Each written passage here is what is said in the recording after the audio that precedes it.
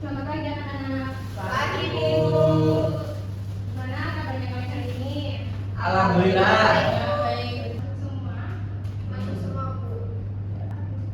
Sebelum memulai pelajaran, mari kita berdoa terlebih dahulu. Silakan ketua kelas untuk memimpin doa terlebih dahulu. Baik, sebelum mulai mata pelajaran pada pagi hari ini, alangkah baiknya kita berdoa terlebih dahulu menurut agama dan percaya masing-masing. Berdoa dimulai. Berdoa selesai. Terima kasih Mas ini. Sebelum masuk ke materi, Ibu ingin bertanya, siapa di antara kalian yang merasa jajanan di kantin itu lebih mahal daripada tahun lalu? Saya, Bu. Waktu kemarin saya beli es di kantin itu harganya 2.000, padahal waktu saya kecil itu harganya kopek.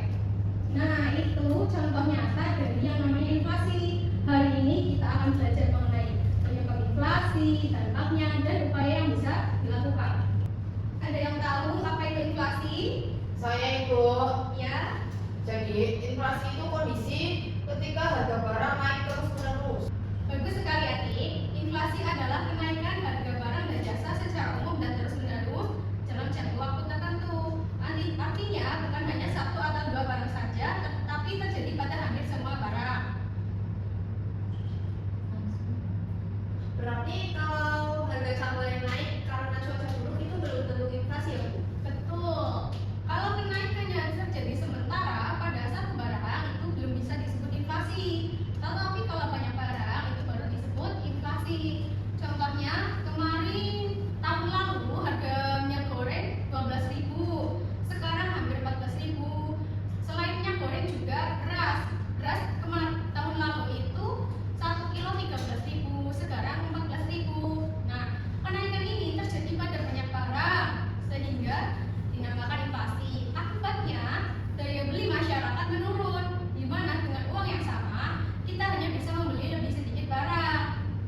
Jadi inflasi itu membuat uang kita menjadi kurang berharga, ya, Bu? Betul, Fiona. Inflasi membuat nilai mata uang mengalami penurunan sehingga membuat daya beli masyarakat berkurang.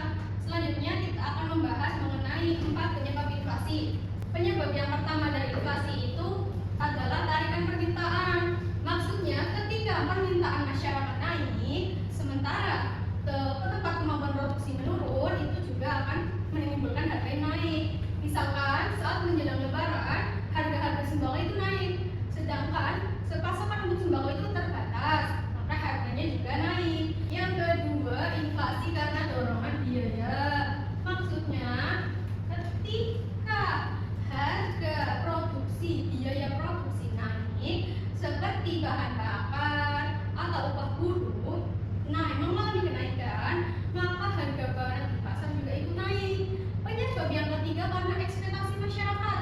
Maksudnya masyarakat itu percaya bahwa harga barang-barang itu mengalami kenaikan, maka mereka akan menimbun atau membeli barang yang banyak sehingga membuat harga juga naik.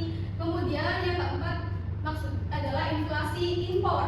Maksudnya jika nilai tukar rupiah melemah, barang-barang impor menjadi lebih mahal karena bahan baku di Indonesia itu masih banyak impor, sehingga barang dalam negeri pun ikut naik. Berarti inflasi bisa disebabkan juga oleh perilaku masyarakat, ya, Bu? Tepat sekali. Tidak hanya faktor ekonomi, tetapi juga perilaku dan harapan masyarakat juga bisa mempengaruhi inflasi. Selanjutnya kita akan membahas dampak inflasi. Inflasi itu bukan hanya berdampak positif, tetapi juga berdampak negatif. Dampak negatifnya yaitu daya beli masyarakat menurun, orang berpenghasilan tetap paling dirugikan, mengganggu stabilitas ekonomi, dan menurunkan minat investasi. Sedangkan dampak positifnya mendorong produksi dan meningkatkan produksinya, kemudian menandakan bahwa ekonomi Indonesia itu sedang tumbuh jika inflasi masih dalam batas wajar. Bu, mau nanya, berarti itu inflasi itu tidak selalu buruk, ya, Bu? Ya, inflasi itu tidak selalu buruk jika masih terkendali. Justru itu bisa menjadi tanda kalau ekonomi sedang aktif. Tetapi jika inflasinya terlalu tinggi itu bisa membahayakan. Nah, ada 3 upaya untuk mengatasi inflasi. Yang pertama itu kebijakan moneter yang dilakukan oleh pemerintah. Contohnya